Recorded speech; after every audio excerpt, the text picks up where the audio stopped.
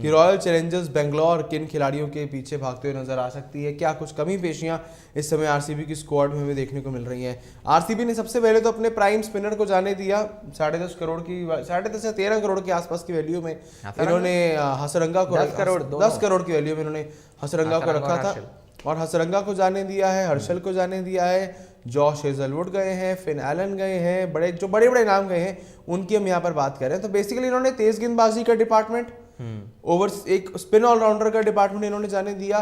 सबसे पहले आकाश इसी पे, दूसरे वाले पे आ जाओ, सबसे पहले इसी पे बात कर लेते हैं आकाश की यहाँ पर कैमरन ग्रीन को आप ले आए हो, उससे आपने वो तेज गेंदबाज ऑलराउंडर का डिपार्टमेंट कहीं ना कहीं फिल इन कर लिया, लेकिन जो आपने यहाँ से जाने दिया है मिलिंदु हसरंगा को, आपके पास अब ना ही चहल है ना ही आपके पास हसरंगा है, तो आपके पास एक धाकड़ स्पिनर है कौन जिस स्पिनर के भरोसे पर आप मैदान पर उतरोगे? एक धाकड़ स्पिनर नहीं है और वहां पर पेस डिपार्टमेंट में भी सिराज को लीड करना होगा। अभी जो नजर आ रहा है मोहम्मद सिराज है वहां पर और रीस टॉपले को इन्होंने रखा हुआ है, तो रीस टॉपले, मोहम्मद सिराज और जो बात हो रही है कि जिस नाम के पीछे आरसीबी सबसे पहले भाग सकती है वो नाम है मिचेल स्टार्क का। हर कोई बात कर रहा है कि मिचेल स्टार्क के लिए कोई जाए ना जाए आरसीबी सबसे पहले जाएगी। और पर्स में अगर आप रिमेनिंग देखो तो कैमरन ग्रीन को जो ये लेकर आए 17.5 करोड़ निकल गए वहां पर और उसके बाद बचा है 23 करोड़ 25 लाख। मिचेल स्टार्क के पीछे अगर आरसीबी जाती है और अगर मिचेल स्टार्क को खरीदने में कामयाब रहती है तो आप मानकर चलो कि 14 से 15 करोड़ इनका यही निकल जाएगा। इसके बाद जो हम बात कर रहे हैं कि स्पिनर नहीं है इस टाइम पे, क्योंकि शहबाज अहमद को इन्होंने ट्रेड कर दिया, हसरंगा को निकाल दिया। यहां पर इनके पास स्पिनर के रूप में है मयंक डागर जो इन्होंने एसआरएच से लिया इस समय पर, और फिर उसके बाद कोई नाम ऐसा नजर नहीं आता है आरसीबी के स्क्वाड में जो इनको स्पिन डिपार्टमेंट पे वो वैरायटी दे, कोई मजबूती दिखाए। अगर आप स्पिन डिपार्टमेंट भी देख लो यहाँ पे तो करण शर्मा है, ठीक है, लेग स्पिनर है, बट करण शर्मा का पता नहीं, एक मैच में बहुत अच्छा करते, दूसरे मैच में बहुत ज्यादा पिटते भी हैं, तो करण शर्मा इस समय पर वो कॉन्फिडेंस नहीं देते। बैटिंग रिलायबल है बट बॉलिंग इनकी अभी भी आकाश है वो खाली नजर आ रही है, बस वही है हाफ सा, आप इनमें कॉन्फिडेंस नहीं है, दिखता है ना रिलाई कर सकते हो। दूसरा मयंक डागर को अभी देखना होगा कि वो किस तरीके से करेंगे। एसआरएच के लिए 3-4 मैचेस के बिना पर आपने खरीद लिया है, बट वो अभी अब देखना होगा कि आईपीएल में कैसे निकल के आते हैं। ऑप्शन नहीं है। और जो अगर स्टार की हम बात करते कि अगर स्टार या फिर किसी एक कमिंस के पीछे या फिर जो मर्जी एक प्रॉपर ओवरसीज बॉलर को आप लोगे तो वो 14-15 करोड़ आपका वहीं पर निकलेगा। ऐसे में एक अच्छे स्पिनर को लेने के लिए या फिर अगर आप सोच रहे हो कि हसरंगा को भी हम लेकर आ जाए वापस से ऑक्शन में, तो इतना आसान नहीं होगा कि हसरंगा भी इस समय पर 5 से 6 करोड़ से कम के बजट में नहीं जाने वाले, क्योंकि हसरंगा के पीछे भी काफी टीम्स जाएगी। तो इसीलिए हसरंगा पता नहीं आरसीबी लेने में कामयाब हो पाए नहीं हो पाए। इसीलिए एक बार आरसीबी के उस पर आना जो हम बात करें कि कौन से प्लेयर को वो टारगेट कर सकती है स्पिन डिपार्टमेंट में। अब स्पिनर्स में हम यहां पर देख लो, हसरंगा का हमने ऑप्शन रखा है, लेकिन वो तभी पॉसिबल हो पाएगा अगर ये पेसर्स में थोड़ा सा कंप्रोमाइज करे, क्योंकि हसरंगा पर भी आप देखो 6-7 करोड़ काफी टीम्स जाने वाली है, ये इतने कम में नहीं आने वाले। जो आप सोच रहे हो कि 2 करोड़ 3 करोड़ में हम हसरंगा ले लेंगे, पॉसिबल नहीं होगा, कम चांस है। केशव महाराज का एक ऑप्शन है, लेकिन केशव महाराज के लिए अभी हमने बात की कि मुंबई इंडियंस भी उतनी ही ज्यादा होगी वहां पर एक्साइटेड लेने के लिए। एक नाम है जो है इंडियन नाम, यंग टैलेंट है, और आपको याद होगा बॉर्डर गावस्कर सीरीज जब हो रही थी, ऑस्ट्रेलिया जब आई थी यहाँ पर, सौरभ कुमार नहीं सौरभ कुमार नहीं, वो तो है, सौरभ कुमार तो अच्छा कर ही रहे हैं, पर ऑक्शन में जिन्होंने रजिस्टर किया और जो अवेलेबल होंगे इंडियन नाम, एक नाम आता है महेश पिथिया का, जिनको ऑस्ट्रेलिया वाले गए थे प्रैक्टिस के लिए, रविचंद्रन अश्विन का कॉपी, ऑफ स्पिनर, और आरसीबी के एक मैनेजमेंट के एक मतलब नाम में मुझे याद नहीं, उन्होंने इंटरव्यू में कहा था कि उनसे इंटरव्यू हुआ, उन्होंने बोला कि हम इस बार ऑक्शन में जा रहे हैं तो फोकस करेंगे इंडियन टैलेंट के ऊपर। हमारा मोहम्मद सिराज को लेकर बोला कि उनको लीड करना होगा बॉलिंग अटैक, और इस बार हमारा ऑक्शन में स्ट्रेटेजी होगा कि हम इंडियन टैलेंट के पीछे भागेंगे। अब महेश पिथिया का नाम इसलिए भी यहां पर आगे आता है क्योंकि इनको लेकर काफी बात है कि अश्विन के लाइक टू लाइक बॉलिंग करते हैं, ऑफ स्पिनर है, उस तरीके का कैलिबर है। हो सकता है कि किसी एक अननोन स्पिनर जिसको कोई नहीं जानता हो उसके पीछे आरसीबी चली जाए। अगर मिचेल स्टार को ये ले लेते हैं, मिचेल स्टार को लेने में ये 15-16 करोड़ अगर अब इन्होंने लगा दिया तो फिर 7 करोड़ में आप सोच रहे हो किसी ओवरसीज स्पिनर को ये बाय कर ले, आसान नहीं होगा। यहां पर एक इंडियन स्पिनर के साथ जाना होगा, और इंडियन स्पिनर में 2-3 नाम है, महेश पिथिया का नाम है, अगर ये ले सकते हैं, श्रेष्ठ गोपाल का भी नाम इसमें इंक्लूड हो जाता है, और भी जो आपको ऑप्शंस मिलेंगे इंडियन स्पिनर्स, उनके पीछे इनको जाना पड़ेगा, क्योंकि उनके पीछे आप दौड़ सकते हैं, बड़ा नहीं। स्पिनर्स के ऑप्शन वैसे भी कुछ उतने खास अवेलेबल है नहीं। एंड बेंगलोर के साथ आरसीबी के साथ जो बड़ी दिक्कत ये भी है कि इनका जो मैदान है ना, वहां स्पिनर्स पिटने के लिए जाने जाते हैं।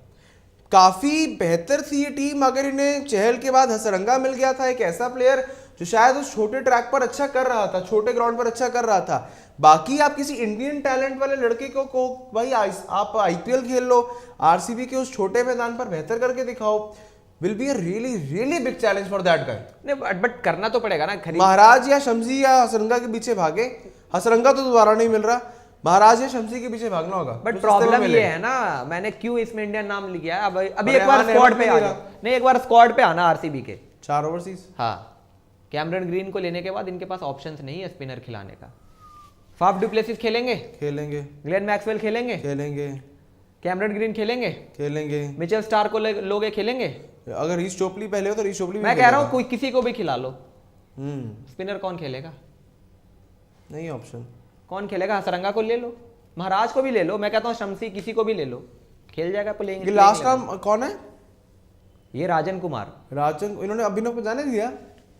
राजन नहीं, इनको जाने अविनाश सिंह को जाने दिया भाई। तो मैं कह रहा हूँ टॉल लैंकी गाय जो बहुत तेज बॉलर है, जम्मू से आते हैं 150 की स्पीड है, पता नहीं क्यों जाने दिया। 150 की स्पीड है, इस खिलाड़ी को जाने दिया, वो हैरानी वाली बात, जबकि पिछली बार आपने इसे कोई मुकाबला भी नहीं खिलाया। हाँ, और स्कॉट किया था आपने कि ये बॉलर है, 150 की स्पीड है, नेट्स में पता नहीं नेट्स में देखा होगा, नहीं लगा होगा, वो बात तो रिलीज कर दिया। तो खैर वो अविनाश सिंह के पीछे तो वो जाएंगे, हो सकता है कार्तिक त्यागी मिल जाए तो कार्तिक त्यागी के पीछे जाए, एक इंडियन पेसर जो 150 के स्पीड पे बॉल डालता हो। लेकिन बात यहाँ पर पेस डिपार्टमेंट की नहीं है, क्योंकि आकाशदीप वहां पर है, मोहम्मद सिराज वहां पर है, रीस टॉपले वहां पर है, विजय कुमार वैश्यक भी वहां पर है, इंडियन नाम भी दिख रहे हैं मुझे, फॉरनर एक ओवरसीज नाम भी दिख रहा है, मिचेल स्टार को भी अगर ये टारगेट कर ले या कमिंस को भी टारगेट कर ले, लिया था काफी शुरुआत थी। इनका मामला फंसेगा स्पिनर और एक लोअर ऑर्डर फिनिशर। स्पिनर में ओवरसीज लेने के बाद भी शायद ये ना खिला पाए, और इसीलिए एक इंडियन नाम के साथ जाना पड़ेगा, और जाना चाहिए, क्योंकि आप उन्हीं नामों को ले सकते हो जिसको आप खिलाने का सोचो। अगर आप ले लो फिर आप वो पूरे सीजन बेंच पर बैठे रहें तो फायदा नहीं होगा।